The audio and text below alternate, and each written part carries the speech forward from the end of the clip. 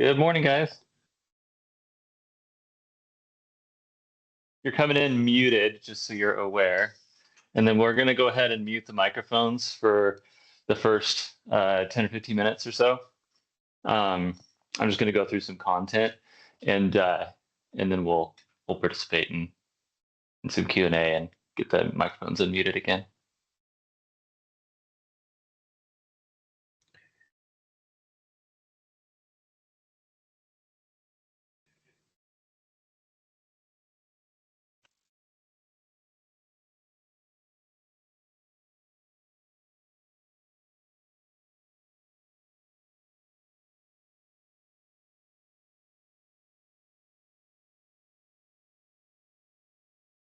All right, here we go.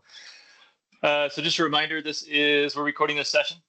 If you don't want to be on camera or don't want to be heard audibly, you're welcome to mute yourself, turn off your camera, and we'll be making this available for some of our own educational content within our website, YouTube channel, marketing material, that sort of thing.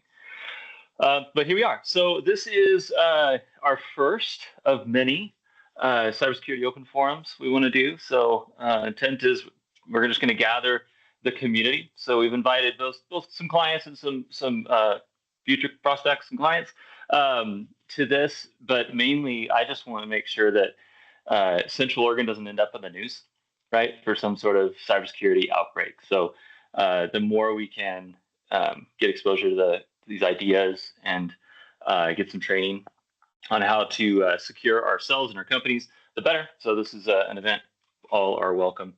And this is the first of many. So after this, I'm going to send out a survey, and I would love to just hear, like, is the content good, too advanced, too simple? Was Jordan boring? Do we need to get a new presenter in here? Is it too long, too short? Any of that. So that's how we're going to start today. So welcome to everybody. Thank you guys so much for coming. The first half, like I mentioned before, about 15, 20 minutes, we're just going to go through. I'm going to kind of go through a training topic. So we're going to look at the different types of phishing and spam and scam email, how to recognize those. I'll pull up some examples. I'll show you a couple kind of fun tools that you can use within your business or personally to see how your identity is out there on the internet. And then I want to open up to questions. And so my heart for this really is to have an open forum where people can come with questions either specifically on this subject, or if you've got something you're concerned about within your business or within your life and you want to talk about that, we're open to those as well. So it's kind of just a thing about sitting around the table with a cup of coffee talking about cybersecurity. And so with Q&A at the top of your Teams webinar, there is a Q&A tab right next to chat and people and raise your hand and react. So if you want to use that as we're going along to put questions in specifically, I may answer those by the end of the first 10, 15 minutes. I may not, and if I don't, we're going to talk about those in the Q&A. But that just kind of keeps from, some people are okay like raising hands in the middle and all that, but I think I just want to have that grouped at the end. So keep that window open, type your questions in there.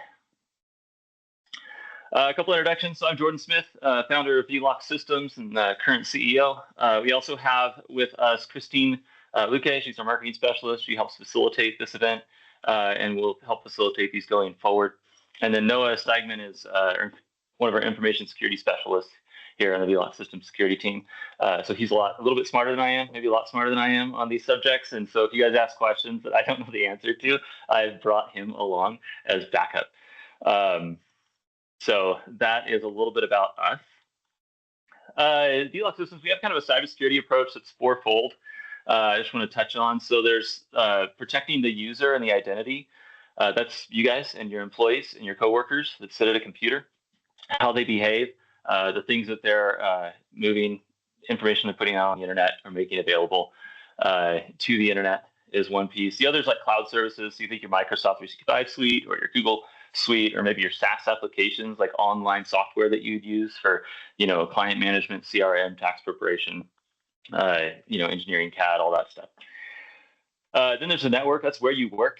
That can be an entry point of of security breaches, and then the computer itself, like the device or the phone that you use, if an application launches or a virus or anything like that. So today we're going to focus on the user piece, and that really is kind of the behavior of you as a user and your coworkers and how you interact with email specifically. So I want to go through just a couple of types of scam email. So one of the older ones that are still used today are spoof emails. So scammers impersonate like executives or business partners to try and trick employees or coworkers into transferring money or sensitive information. If you've ever got an email like, hey, I need you to help me with something, I'm in a meeting, only text me at this number, and they give you some number that you've probably never seen before, but you may not know your boss's number anyway, so it doesn't matter.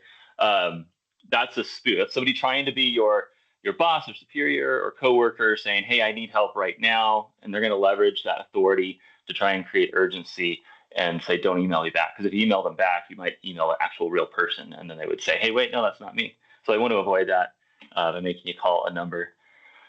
Anyone seen those in their inbox? Raise a hand. You can use the hand raise, or you can, show your hand. Yeah, exactly. Phishing emails, this is the most common one because it really gives you access to the most information. So the purpose of a phishing email, we heard that term before, it's spelled with a PH. That's to send an email, get an email in your inbox. That isn't trying to send you a virus. It's not trying to get you to extract money or transfer money or anything like that. It's not really trying to fake you out. All it's trying to get you to do is to provide your credentials to some online service. So think your Google credentials for your Gmail account, your Microsoft credentials for your Microsoft account, credentials to your PayPal account, credentials to variety of other online applications that we use every day. So this is designed to send you an email pretending to be Google, or pretending to be, Joe Schmo, sharing the Google Doc with you. Hey, click on this link, sign into Google to read that document. Okay, and you click on that link, brings you to a fake website, looks a lot like Google. You're gonna put in your Google account. They got it, and you're going to go to the next page, and it's probably going to show you a white page, or your browser's going to crash, or it's going to go to actual google.com or something else like that. It's not going to get you anything. That's when you know, like, shoot, I just gave away my username and password. There's a subset of that called spear phishing, and that's where they really, like, it's really personal, like, it really customized. Like, hey, I see you work with so-and-so. I know you are really interested in this and that. And so here's an email. I thought you might like to see this document about something, right? And it's like really targeted. That's because they've like looked at your Facebook account or your LinkedIn account or went on your website and they found out some information about you and they constructed an email. Usually a human has to do that. AI can do that now. But usually it's really, really targeted. So we call that spear phishing. That's an indication that your website or your social media has been leveraged to better mask the phishing email and make it look better. So that's why we advocate putting as little information out on social media and public forums as possible, so that you can kind of avoid being targets of this. Fake invoice scam. So we're seeing this is really popular. This is where your client, not you, but your client gets an invoice from you to pay. Here's the ACH deposit information. Here's the invoice. Looks a lot like your old invoices. Gets their accounts payable person. They just kind of on autopilot. Oh, cool. Here's the ACH instructions. Here's the vendor pay. And it comes from someone else completely, but they make it look like it came from you. So these are most dangerous for your clients. If you get an email from your vendor, you might be the target of this type of attack, trying to get your funds to transfer out to an organization that is, or a fake, I shouldn't call them organizations, but a bad actor, posing as an organization you actually do business with. So those are just kind of some high level types of emails. We're going to look at some examples of those and how to identify them, but you are your best defense. So I just want to stop here for a minute. We employ all sorts of tools to try and protect email. We put spam filters on your mail servers. We use and leverage the quarantine system where, like, even if the spam filter is not sure, it can quarantine it. You can review that and make sure that you're expecting those emails and unblock ones that you don't want. We can put antivirus on your computer to try and watch for emails that are trying to launch code. We do phishing simulations and try and train people on how to recognize phishing emails, kind of ongoing content like we're experiencing here today and this morning, through security awareness training and those phishing simulations. But all of these could fail the moment you click on a link on an email that got through, because the bad guys are always like about 2 hours smarter than the good guys. And so the bad guys are creating email or engineering ways to get through spam filters constantly. And it takes Microsoft and Google and whoever your email provider is, like 500 or 600 of those emails to come through before it starts to recognize, like, oh, this is a bad email, right? You might be one of those 500 or 600 recipients that gets it because it's a new sort of technology to bypass spam filters. So these can all fail. And really, your own education, your intuition is the last line of defense. So let's look at some examples. I want to start with, I mean, you guys probably have seen these. This is like super obvious spam content. I mean, the subject line is just like illegible, and it's locking up my email browser because it's long, got a bunch of bad characters in there. Maybe it's trying to do something to my computer. I don't know. But no, you might want to take a look at that. But you can see the bad grammar and the links and the pictures, and Harbor Freight spelled wrong up here with 2 R's. Yeah, it's just garbage. And I go down here further, and it turns into French, I believe. So this should be easy to recognize. We're just going to start here with bad grammar, wrong language, bunch of bad spelling, long, obnoxious, computer-generated email addresses and subjects. Clear indicator that this is bad email. Don't go there. That one should be pretty obvious. One thing that's always obvious spam content is if you get emails from authorities that don't email you. So if you ever get an email from the IRS saying you owe a bunch of money, the IRS does not email you. If you got an email from the police or the sheriff, I got an email from the sheriff once. I was like, "How did you get my email address? This isn't real." So there are like authorities, government, typically that are not going to email you because they just don't communicate via email. So if you get an email from an organization or an entity like that, it's probably fake. Fake sender address. Let's see. So the example here is from Facebook. I got this email. Facebook wants me to change my password, and it claims to be from Facebook. Okay, and it put Facebook Mail at the front here, so it looks like Facebook. But really, we want to study the email address and where this comes from. There's a lot of times within the email address, and especially we're looking at this blue part right here after the @ symbol is called the domain. This should look exactly like what you expect. If it does not, something's wrong. If this said Google-Mail or Google Notification Services or Gmail notifications, something like that, and it's not just gmail.com, I'm suspect. Like something's wrong. If there's a 0 where there should be an O or a 1 where there should be an L, right? They're trying to change the text in there to make it look like a domain you trust, but it's really not. So when you're getting emails and you're looking at those and you're not sure and your intuition's like, something's wrong, I'm not expecting this message, look at that domain and make sure it's not weird. If you get an email from paypal.com, you expect it to come from paypal.com. Okay, it does not come from PayPal with a 1 instead of an L. You're never going to see this. An email should never come from something with 2 periods in it. It's always going to be this last part. And so if you see a section here, we call this the subdomain of a domain, then that's suspect. Something's wrong. So you want to study those from addresses. And so in Outlook, it looks like this, right? I'm hovering over this. I can see exactly the email address it's claiming to be from. There are ways to fake this and mask this and actually make it a real domain. We talk about that in a minute, but that's getting harder and harder to do. And so your first line of defense is to just hover over that from address and make sure that the email address actually looks right. So we don't want to accept emails from, Facebook's not using passwordnotifications.com to send me an email. So I'm going to make sure I ignore that. This is especially difficult with long sender domain names. We have a couple of clients that they just have really long, like 20, 25 characters that are really, really long. Those are super, super easy to fake. So we actually have a quick story. We have a client, they have a longer domain name. They got a call from one of their clients saying, "Hey, it was that invoice scam.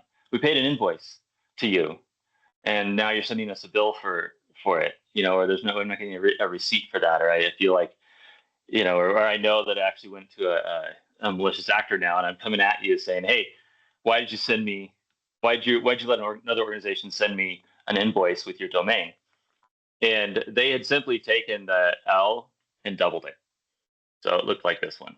It wasn't International Bank Services, but it was another company. So it was just, they added a character, which is a completely different domain. And our client with that domain has absolutely no control. They have no more control over that domain than they do Microsoft.com or VeloxSystems.net or any other domain that they don't have control over. It's just, they add that one character, it's a completely different domain. Anyone can do anything they want with it. But the recipient read that and they skimmed over, oh yeah, International Bank Services, that's a vendor of mine. I'm going to pay this invoice. And they didn't study and look for, is there an extra L? Is it misspelled? Is there a hyphen where there should be a hyphen? I can double check this domain, see if it's really the place I expect it to be by just pasting that into my browser and see if it takes me to the website. If it doesn't, then it's probably going to be some 404 not found, or hey, buy this domain now, or any of those other pages. Just ignore the email, report it as spam. And again, we're talking about this second half. Okay, the first half can kind of be anything before the @ symbol. It's the second half that we really want to scrutinize. So the other piece that we want to study in emails are the URLs. These are the links. So you get an email, you get the email address. We talked about that. That's the username with the @ symbol and the domain name at the end. But then in the email, they're like, hey, go here to log into your portal, or hey, go here to see the latest news on such and such. And they're going to provide you a link. And that link looks something sort of kind of like this. But when you get it, it's usually a button, right? Or a string of text, and it's highlighted blue. Those are URLs. Those are links. If I click on that, it's going to open my browser and take me to that website.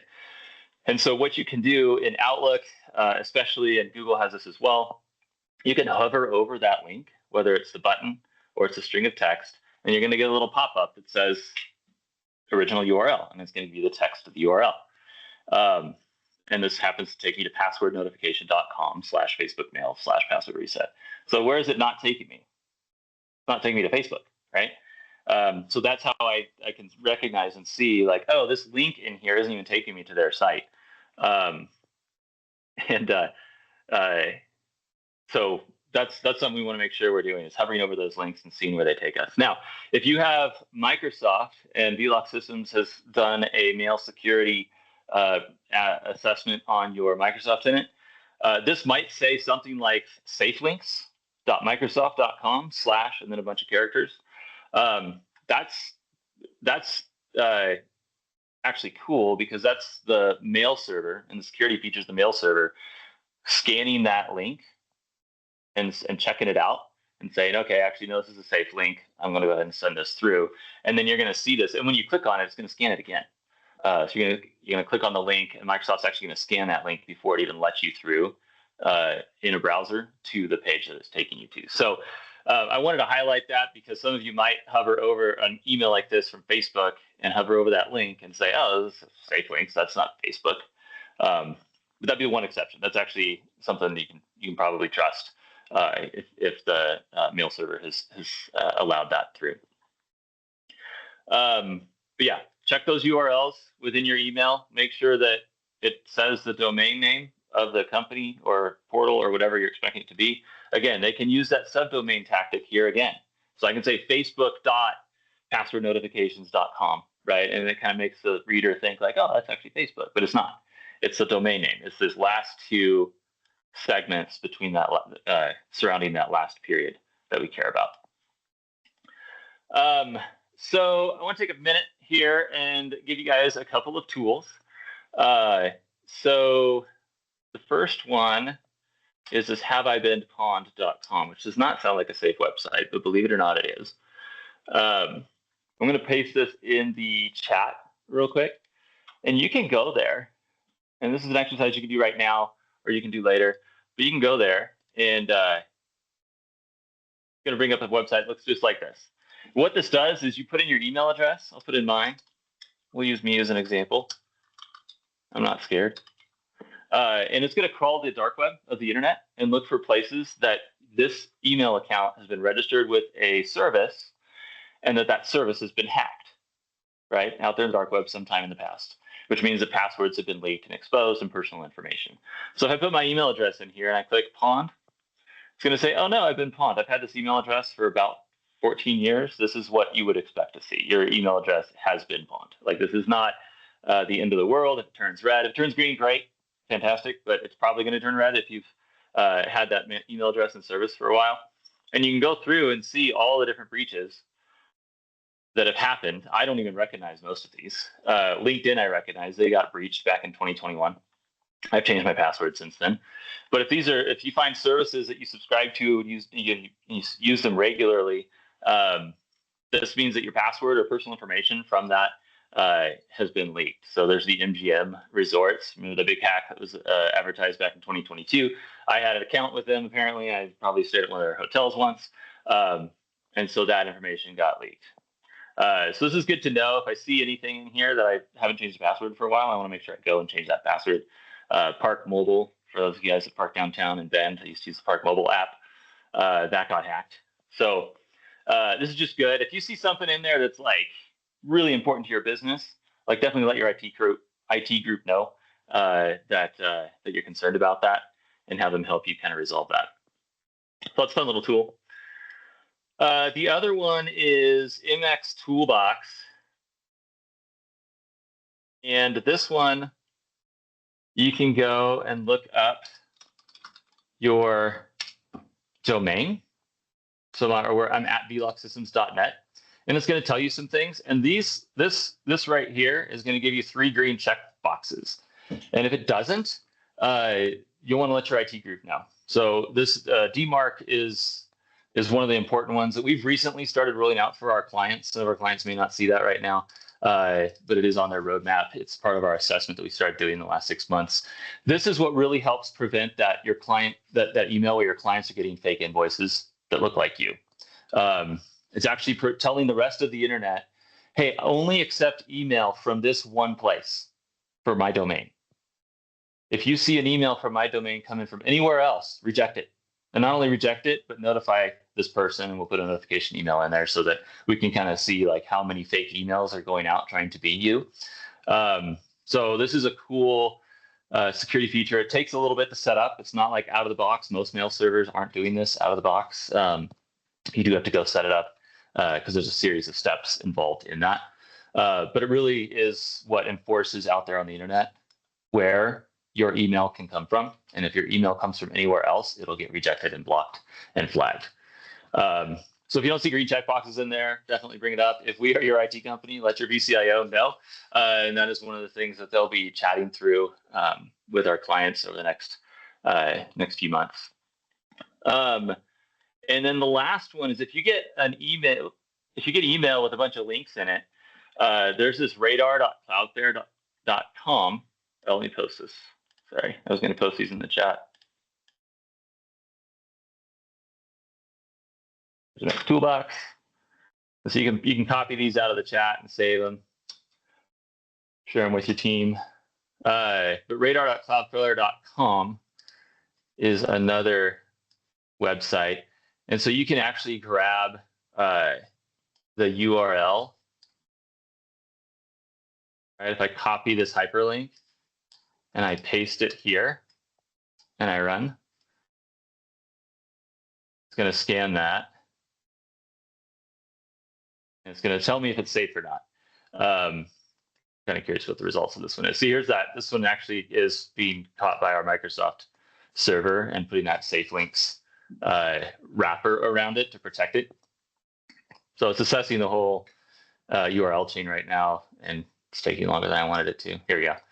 Gives you some information about the URL, and it kind of tells you, those different security things.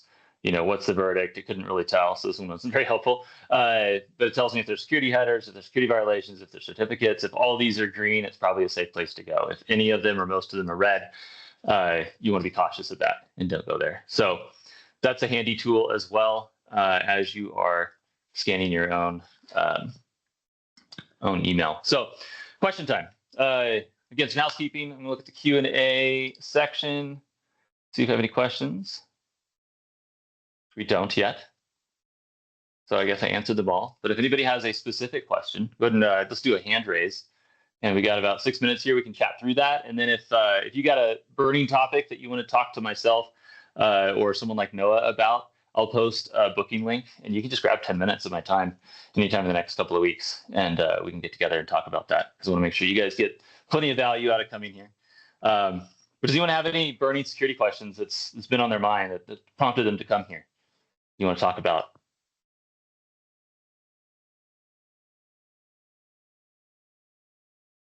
There's a raise hand button at the top of your webinar. Oh, cool. All right. My next question is future topics. So this is our first one, and I want to know, like, was this helpful? Which I'll send out a survey about that later. But more importantly, what would be helpful for the next one? We're going to do these the second Tuesday of every month, and I want to hear from you guys what kind of topics are keeping you up at night. Is my data safe in my building, on my computer? Is my data safe online at some like intuit.com or some online CRM application? I don't know what their backup looks like. What's the best antivirus to use on my computer? How did Uber get breached last year? Like, any of these questions would make fantastic topics. Hey, Jordan. You guys. Yeah. I'll throw one out there. This is Steve Curley from Edco. Passwords. How to create safe passwords that you can actually manage. How's the best way to manage passwords and that kind of thing, because that's always coming up, and you're doing new passwords for new accounts, and then you're trying to remember what password was what, or you do them all the same, and that's not supposed to be good. So it's a good way to create passwords and manage passwords. I think that would be a good topic. Absolutely. So we are not a reseller or anything like that, but I use 1Password, and that's the one we've been recommending since LastPass got hacked a couple years ago. So 1Password is a great way to manage passwords. And a little example of how that works is, see if I can show you guys without opening up too much of my personal information, but I'll risk it here for the sake of education. There's this application, and it's locked every time you open it, and you put in all of your sites. It's like, it's a safe one here, not my bank. Here we go, paraloop.com. I don't even know what this is, but I logged in there once. Oh no, I don't want to do that one. Disney Plus, here we go. So my Disney Plus account's in here. This is my family Disney Plus account, right? It's got my password. It's got the URL. I can actually open this up, and it'll launch it right in my browser and start filling the password in. I have no idea what this password is. I didn't make it. I just told 1Password, hey, I want to log in to Disney Plus, make me a new password, and it literally created it for me. And then 1Password just logged into Disney Plus right there. I don't know if you saw it, but it put in my username and it put in my password and logged in automatically. And so it's really integrated into your system, but it's extremely secure because there's like 2 or 3 layers of security you have to put in to get into 1Password. And so password manager is by far the best way to do that.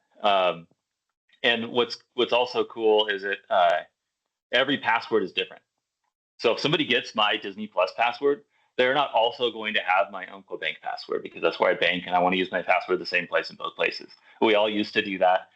Maybe some of us still are, but if you're using the same password for your email account or your Disney Plus account or Netflix or whatever, as you are a bank or an online SaaS application that contains customer information to log into your computer, all of that, you're doing it wrong. So don't do that.